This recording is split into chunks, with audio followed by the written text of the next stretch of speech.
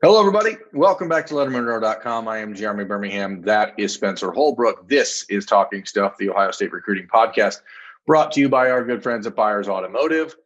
Spencer, the info train is starting to pick up, right? The train is coming down the track. We have about 8-9 days until the February signing period hits.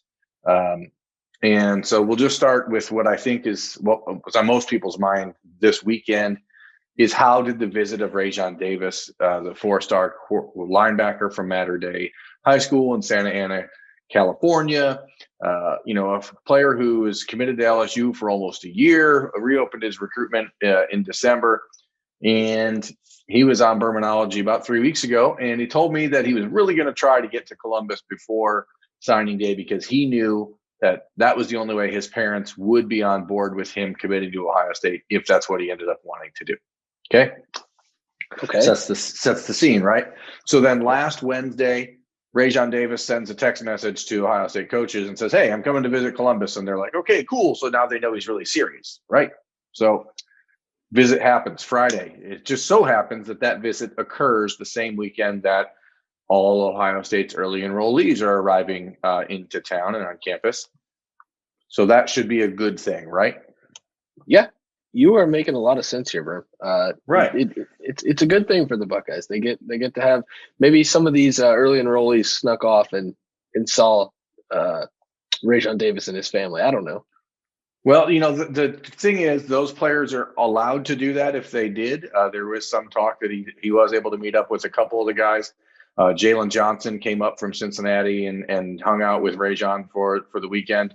Jalen, for what it's worth, has continued to be one of the best recruiters in the Ohio State recruiting class. He doesn't get a lot of hype about it because he unbelievably is like the second lowest ranked player in the class because that class is so ridiculously good. But he came up with Devontae Smith, former Ohio State commitment and current and Alabama signee.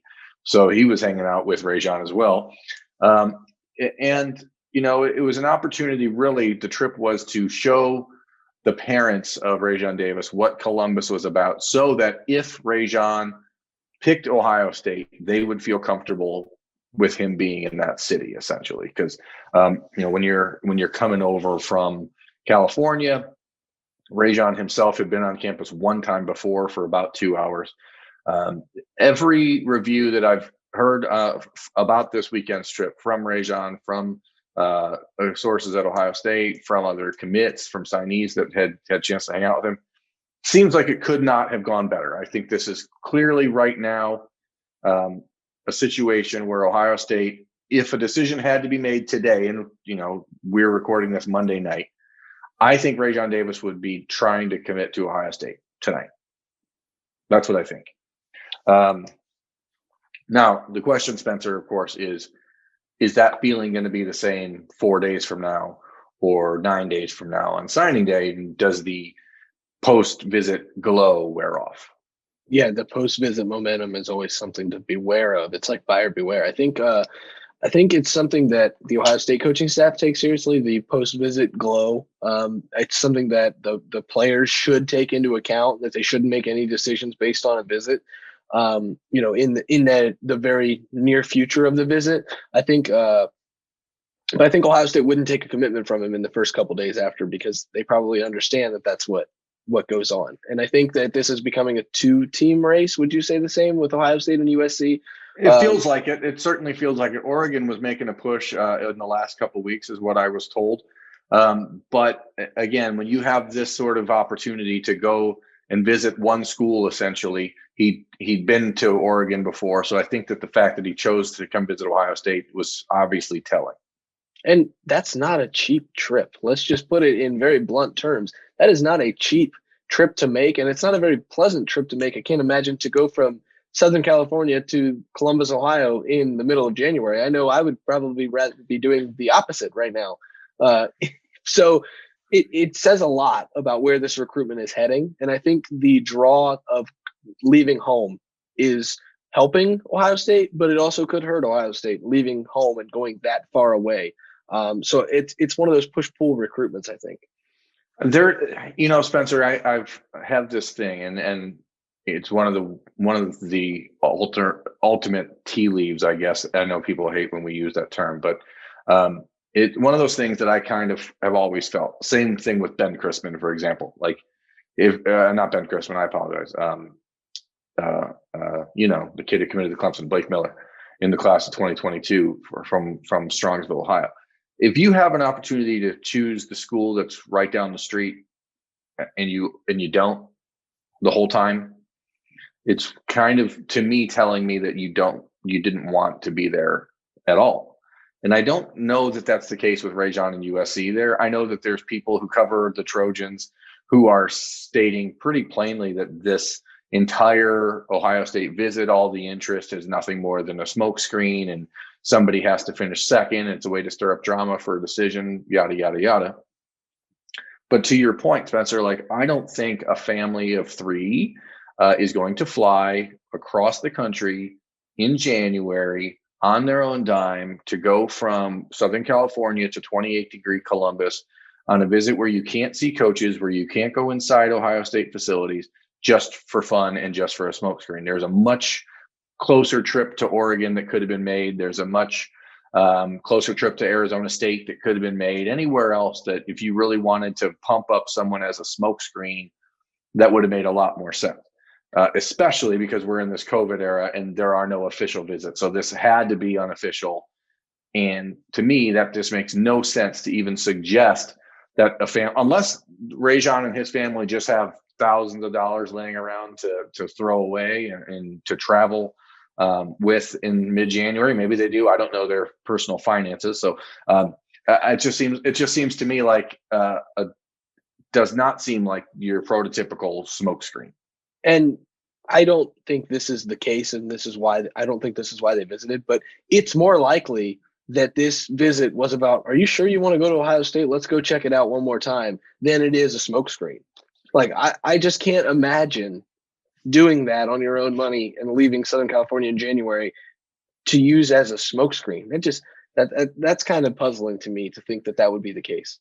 Yeah, and I know that I've seen people speculate that maybe it's a situation similar to that of Emeka Egbuka, who had said all along, I'm not going to commit until I visit Oklahoma. So, it was more like going to visit Oklahoma was validation for his choice, right? That was like the final piece. That sounds good, but you have to remember Raesjon Davis was already committed somewhere else for almost a year. So it's not like he was reluctant to pull the trigger and commit somewhere. He clearly had or has had the desire to go away from home, I think. And I think that that's being overlooked here. But again, here we are. It's Monday night. The visit ended Sunday.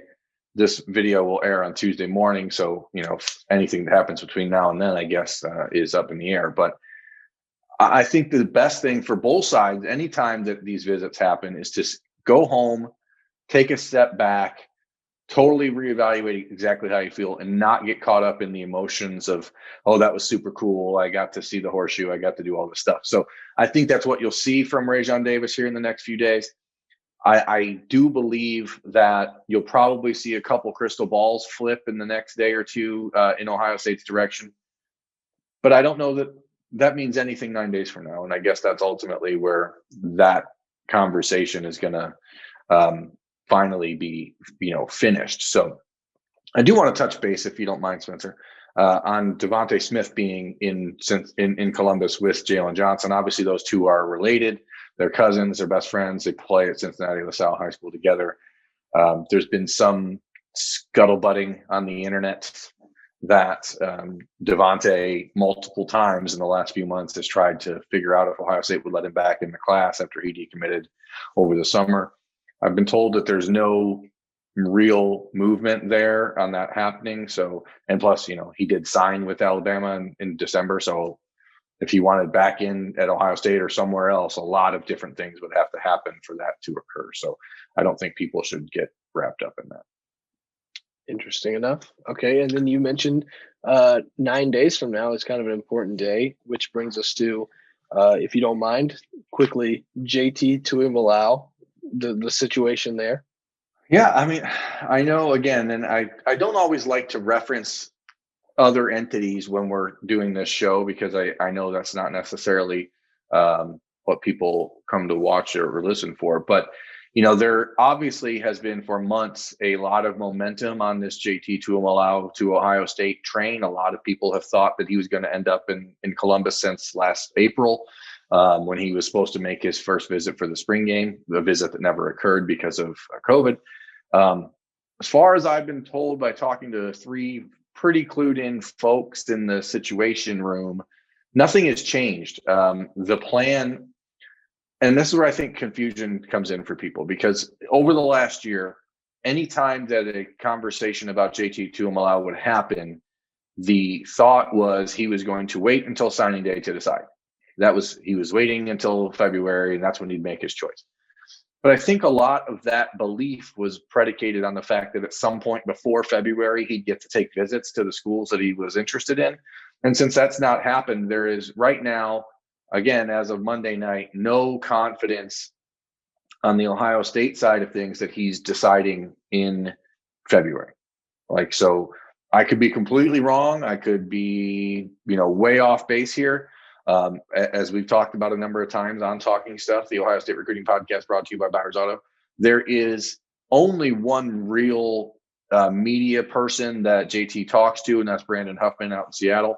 So unless you see Brandon Huffman say that he's definitely signing in February, I don't think that he's going to. And I think that any recent discussion about it happening in February is just based on people who haven't really followed what's going on here and just assume that he's like every other kid and he'll just decide in February. And people I talk to continue to say they think that it goes until maybe April or even May. It's pretty easy enough. Yeah, I mean, again, this is the whole thing. And Ryan Day talked about it last week, Spencer, at his little, teleconference with the Ohio State media. He pretty plainly said, right now, Ohio State is maybe going to take one more guy in the class of 2021. And I think that leads to some interesting discussions here over this next 9 days, because if the numbers are that tight, and this is I guess it's the catch-22 of the class of 2021. The fact is we have no real idea what numbers are right now because of the free year from people coming back. Guys like Thayer Munford who just decided they want to come back. You don't know how much the Buckeyes want to sacrifice a 21 prospect in the event that another guy decides to return or transfers or anything like that happen. So, with 21 kids signed in the class, 15 of them already enrolled, I think that the Buckeyes probably have a pretty firm grasp on exactly what number they want to add moving forward. And I think it was telling that Ryan Day suggested pretty flat out. He didn't say we might take a couple more. He said, we probably have room for one more. We're probably going to take one more. So the question is if that's hard and fast or if there's wiggle room, because that could obviously change a lot of things in the next 9 days. I mean, even with Raesjon Davis, who knows? I mean, I'm not suggesting Ohio State wouldn't take him or whatever like that. I'm just thinking that there's some discussions that have to be had about how you work this out number-wise, because you don't want to put yourself in a position where your roster makeup is so out of whack when it comes to, freshmen versus returning guys versus, people who are going to leave. The Buckeyes obviously are, going to have to make those discussions happen quickly. Yeah, and Ohio State knows its numbers. Ohio State knows what the numbers look like better than we do, believe it or not. Way better. And Ohio State has never taken a snap in a football game over the scholarship limit. So they always have. We talked about it last year because there was a big issue about number crunches, and it always has a way of working itself out. And whether Ohio State takes one guy or two guys or no guys, it's going to work itself out. And I think that's the biggest answer for any of that concern. Yeah, and that's the thing. The number this year isn't 85, so we haven't been given a concrete answer as to what the number is or what the number Ohio State is targeting. But I think we can safely assume, based on the fact that, again, Ryan Day said last Thursday in a teleconference that he wanted one more guy in the class of 2021. So we'll see if that changes or if they can maneuver from there. So that is where we're going to take a little bit of a break. Spencer and I will be right back after a word from our sponsor. My name is Doug Worthington, former Ohio State Buckeye, 6-year NFL vet. When I had to make a transition from the NFL, I dealt with a lot of depression and anxiety. You don't have to do that alone. With BetterHelp, will assist your needs and match you with online, licensed professional therapists. You can connect in a safe way with private, online environment. It's so convenient, and it's also confidential. You can also start communicating in less than 24 hours. It's not help, it's professional counseling. You'll get timely and thoughtful responses. Plus, you can schedule weekly videos or phone sessions, all without leaving the comforts of your home. BetterHelp is committed to facilitating great therapeutic matches so they make it easy and free to change counselors if needed. It's more affordable than traditional offline counseling, and financial aid is available. Licensed professionals, counselors who are specialized in depression, stress, anxiety, relationships, sleeping, trauma, anger, family conflicts, LGBT matters, grief, and also self-esteem. Everything, again, you share is confidential. It's convenient, it's professional, also affordable. I want you to start living a happier life. As a listener, you'll get 10% off your first month by visiting our sponsors at betterhelp.com/Lettermen Row. That's betterhelp.com/Lettermen Row. BetterHelp, HELP.com/Lettermen Row. Start now, get your help you need. Join over 1 million people who have taken charge of their mental health. Again, that's BetterHelp, HELP.com/Lettermen Row for your 10% off. Welcome back to Talking Stuff, the Ohio State Recruiting Podcast, brought to you by Lettermen Row and Buyers Automotive. Spencer, we were just talking about numbers, right? And numbers are skewed and changed because we're entering this bizarre transfer era, right? And we talked a little bit about transfers a week ago on the show. And then like another huge name entered the transfer portal like the next night, and things change. So, I'm going to let you break down what we're talking about here because you're better at pronouncing this name than me. So go ahead. Yeah, former freshman All-American. I think he was a 5-star, maybe 4-star. Henry Tuimoloau from Tennessee, high 4-star. Really impressive in 2019 as a true freshman. Went in the portal. And a lot of rumors flying around about interest from Ohio State and confirmation of interest from Ohio State and confirmation of conversations that have been had between Ohio State and the Tuimoloau family. So it's a fast moving cycle in the transfer market, but it's also something that's worth keeping tabs on. Yeah, I mean, that one is, I can confirm very plainly that there has been contact between the Buckeyes and Tuimoloau's family, and it's been pretty consistent since the night that he entered the transfer portal a week ago Wednesday. And that is really a ball that's in the air because Ohio State doesn't want to build a program on transfers. We've talked about that before. They really prefer to develop their guys from freshman year on. But there's something intriguing about a guy that could have 3 years and still be a plug and play type player ahead of him. And that's what Henry Tuimoloau brings you. He's not a 1-year rental. He's at least 2 years if everything goes right. And he's a player that when you're losing 4 of your top 4 linebackers, you could feel comfortable putting him in right away and playing. Now, for the Buckeyes, that means that, again, you have this discussion going on about Raesjon Davis. You have this discussion going on about Paulier and Neoteote, how that plays out. I believe if it was down to one or the other of those 2 guys, Ohio State would probably lean towards Tuimoloau simply because he's not a 1-year guy. And you realize anytime you bring in a transfer, you are sacrificing the career of somebody else on your roster, essentially. And I think that if you're going to do that, you don't do it for just a 1-year guy. Yeah, I think that makes sense. And I think that Tuimoloau is one of the most talented linebackers, not only in at Tennessee, not only in the SEC, but in the country. I think he's the kind of guy that can change your defense from a linebacker position as much as a linebacker can. And I'm not going to toss that around lightly. I truly believe that about him. I think he's a game changer. And if you can bring a game changer in and have him for more than 1 year, I mean, that's a dream come true. And he's a guy that you would recruit to campus and be able to plug in basically in your eyes as a first year player and have him for multiple seasons and be able to change games the way that you need linebacker play in the Big Ten. I think that's a no-brainer. Yeah, and that brings up the challenge, however. As you mentioned, you bring him to campus, but you can't bring him to campus. Transfers are under the same rules as regular recruit. So it's not like he can make a visit to the school. The other programs that are in the mix for him are Alabama, Oregon, USC, Michigan. He's been to all those places. He's never been to Ohio State.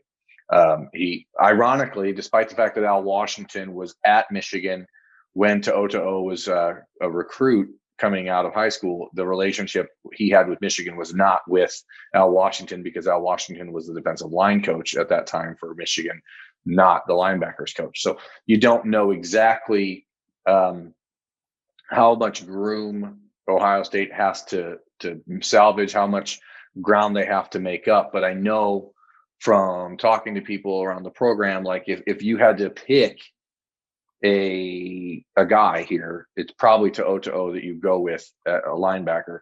And there are some who want still to bring in Tuimoloau if you can, and sign Raesjon Davis. So it's going to be one of these moving parts over the next couple of weeks. And Tuimoloau and all these transfers, especially because he's not a grad transfer, can't really just dawdle. He can't wait too long to make a decision because he has to be in school. So, I think that the Buckeyes would be willing to probably move on from Gayoteote if they had to, in order to bring in Tuimoloau. Maybe that's moot. Maybe it doesn't matter because maybe they'll sign neither. But there is interest in adding him if he is interested in Ohio State, which he is, but how much, we don't know. But then there's the other transfer, right? Go ahead.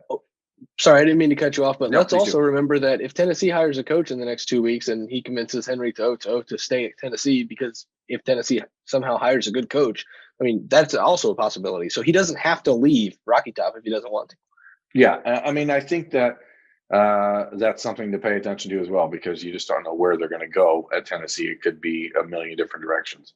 And that brings us to the one transfer that hasn't happened that everyone wants to keep talking about, and that's Elias Ricks. I mean, again, as we talked about last week, it's hard to get too in depth with that conversation because he has not entered the transfer portal. Reports out of Baton Rouge are that he's been telling the staff there that he's thinking about it, that he's maybe even leaning towards transferring, but he hasn't done it, and he's still in school, and he's still, at football meetings and that kind of stuff. So, if he enters the transfer portal, I think Ohio State is the favorite to land him. If he doesn't, then so what, right? Yep. You got any time for questions, Berm? I always got time for questions. All right, well, I got 3. We got a lot of good questions. Some questions that were questions, but we got a few good questions. Let's start here. This is kind of a challenge for you, Berman. I'm going to hold you to this one. Which month will have the most commitments from the Ohio State 2022 class? I'm going to go with May. It's going to be May. It's going to be May because I believe that the dead period hopefully will be over in April. A lot of these kids that have been waiting to get on campus will get their opportunity, and then they'll go home. They'll finish taking some trips around the country, so I'm going to go with May. It's gonna be May. All right. Second question. First of all, Berm Chives, I hope you're both well. We are, I believe. Yeah. Berm, after your recent conversation with Jalen Walker, how would you handicap the linebacker recruiting for the 2022 class? Would Ohio State take both Sean Murphy and Walker? Certainly seems like at least one or possibly two of those guys could shift down to defensive end. Yeah, that's the rub, I think. If all things being what they are today, and again, we're just talking about the linebacker conundrum in 2021. I don't know that they would actually, if they had to make a decision today, I don't think that they would take another one in 22. But the real, issue here is Deshaun McCullough. If he ends up, I look at Deshaun McCullough and I almost see like a Zach Harrison type frame. I mean, he could end up at 6'6", 255, 260 pounds, and it's hard to see him staying at linebacker if that's the case. But he is a freaky enough athlete that he could do a lot of different things. CJ Hicks, I think, is the most likely to stay at the outside linebacker position. I think Gabe Powers maybe is a guy that would move inside down the road. That's just the way I personally see him. And so if that happens, especially if Deshaun drops down to an end or turns into that hybrid role where he can play a bunch of different spots, then I think you do go after someone else. I think Jalen Walker is the most natural fit right now because he's a true outside linebacker, which is what they need in that role. I don't think that Sean Murphy is that guy. He's a much more of a traditional Mike linebacker. And, I know there's been a ton of talk about him because of the relationship that he's had with CJ Hicks and those two are very close friends, and the Buckeyes recruits have been involved with him, but it's a long way to go. I think he only had like a top 10. And, he does have family in Ohio. So there's a lot of moving parts, but I don't think that there's any way they would take two more linebackers at that position. So to me right now, if I'm handicapping it, I think Jalen Walker would be the favorite simply because athletically he's a guy that is an outside guy all the way and more of that edge rusher that I think Ohio State is looking for. And I also think another guy that's worth mentioning in that role, again, depending on how his body changes, is that Jihad Campbell, who was also on Bourbonology a few weeks ago, who's now down at IMG. Jihad is a guy that he could end up staying in that 6'4", 6'5", 235-pound range. And if he does, he could be a bigger outside linebacker as well. So I would say that those two are who I would have ahead in that race currently. All right, one more. We got one more for you. It's two questions. I'm going to put it into one. Somebody asked, who are the remaining defensive back targets in 2022? And there was another question about Jair Brown talking to other schools. So I think we can just lump those two together and make them into a little defensive back, powwow here. Sure. We'll just start with the obvious. Jaheim Singletary is the 5-star cornerback committed to Ohio State. Jair Brown's committed to Ohio State. So you have two corners committed. I think that Jair, and we talked about him months ago on the site, if people go back and find it, there's always going to be conversation about these guys talking to other people, especially someone like Jair. He's extremely personable. He doesn't shy away from saying what he thinks when he's got a microphone in his face. He'll talk to pretty much anybody at any camp. And all these kids, every single kid in Ohio State's class of 2022 is talking to other schools. Like, don't get yourself confused. Like, even the most diehard committed player, CJ Hicks or Deshaun McCullough, they're still having conversations with other schools. Like, you have to. You're doing your due diligence. You're building relationships. You're telling them all along, hey, I'm very happily committed. But, what if Ryan Day gets fired? What if Ohio State gets put into a situation where something weird happens in the program? You just don't know. So you keep your options open. Jair is a different thing just because you don't know exactly what role he sees himself in. And in a class where you're looking at Will Johnson, who we'll talk about in a second, or Denver Harris, you have three of the top 5 cornerbacks in the country. Damani Jackson, who's a Mater Dei prospect, just committed to USC. Another reason why I think if we go back to the top of the show here and talk about Raesjon Davis, that there is this groundswell out in the West Coast of kids deciding to stay home and play at USC with Corey Foreman and Damani and maybe Raesjon. But the numbers are going to be the question, because the Buckeyes signed 6 defensive backs in the class of 2021. You wonder, with 5 more in the class of 2020, like, do you really have a need for anything more than 1 or 2 corners and and a safety or 2? So I think it's going to be a 4-man defensive back class all in all. And so they're going to be really picky. And Jair, were I him, I would tread lightly, knowing that there are a lot of guys out there that have a very real interest in Ohio State. And it is okay to have conversations with other schools. It's smart to do so, but you also need to be pretty careful about how you present yourself as a commitment. If you're saying to people that, you're going to see how it goes and whether or not you're going to stay committed or not, you might end up making that decision, inadvertently, because someone else may make it for you. So I would just think that he needs to make sure that he knows, or that the coaching staff at Ohio State knows exactly where his head is, what he wants to do. But on Lettermen Row last week, I was able to talk to another Louisiana defensive back who's been racking up offers lately, and he said Jair's one of the main guys talking to him about Ohio State. He hasn't heard from Ohio State coaches, but he does talk to Jair. So, and Jair tells him, "I love Ohio State. I love Ohio State." So it's 2021. Oh my gosh, it's 2021. But all these kids are talking to other schools.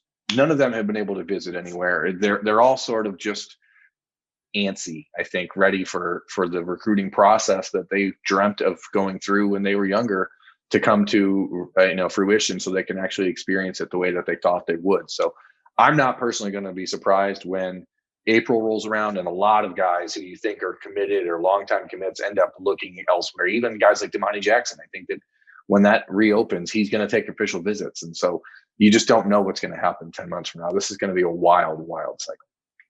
Yeah, we thought it was going to be in the 2021 class, but it turns out most of the action will happen in the 2022 class.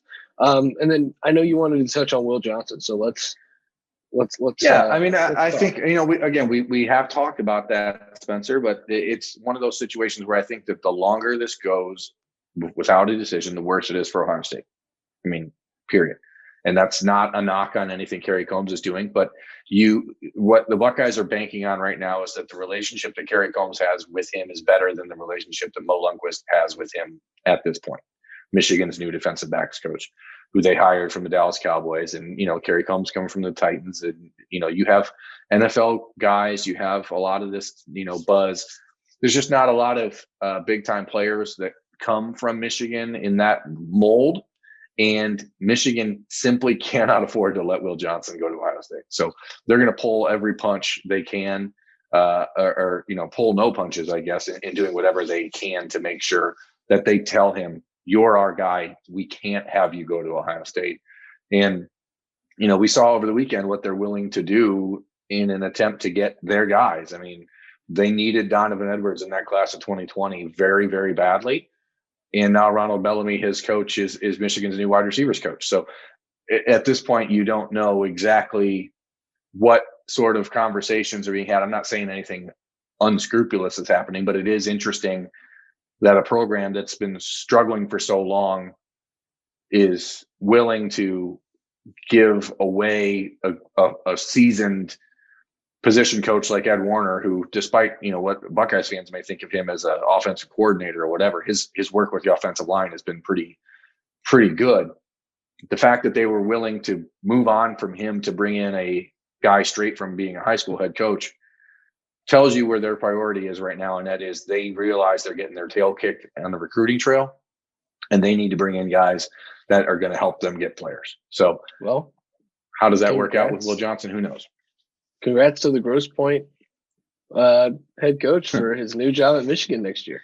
That's exciting. I mean, the thing is, Jim Harbaugh sort of created this rule years ago when they tried to bring in Michael Johnson, a quarterback from out in Oregon, when they hired his dad to be the quarterbacks coach, or brought his dad in to be a staff member, not a full-time position coach. And then they changed the rules so that basically if you hire a coach from a high school that a prospect that you sign comes from, he has to be a full-time assistant, or you can't sign another player from that school for like 2 years.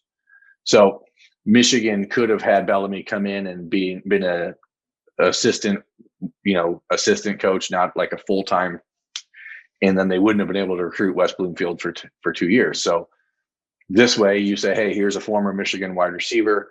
He's coaching at a high level in high school. He's got a ton of players at West Bloomfield that they really like, including like 3 other kids in the class of 2022 that Michigan's offered. And you start to see what drives the decision. But how that plays out on the field as far as development goes when it comes to college receivers, I guess we're going to find out in a short order. But when it comes to Ohio State and Will Johnson, it's really about, hey, this is what we've done. This is what Kerry Combs has done. This is what he's done with cornerbacks for the last decade. What's the holdup? And really, it's going to be Michigan saying, please don't, please don't, please don't, please give us a chance. Please give us a chance to show you what we can do.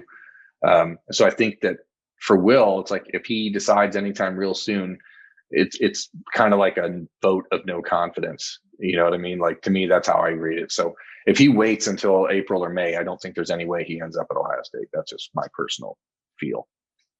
All right. But what else? Anything else? You good? I think I'm good. We had 25 questions. If you want to ask a question, come to my Twitter page or Berm's Twitter page. We've got the link to the Google form. But yeah, we appreciate all the questions, and we'll try to get to more of them. Maybe I won't. Maybe our maybe I second won't show put this it week. out. Yeah, our second show this week will be just all questions. So we'll do that in a few days. And you follow at Spencer Holbrook on Twitter or at Berm, or you can leave questions on our iTunes, podcast review page or whatever. So that'll do it for today's episode. Today. Episode of Talking Stuff, the Ohio State Recruiting Podcast, brought to you by Lettermen Row and Buyers Automotive. That's Spencer Holbrook. I am Jeremy Birmingham. Thanks for watching, folks. We'll be back next time with more stuff. See ya.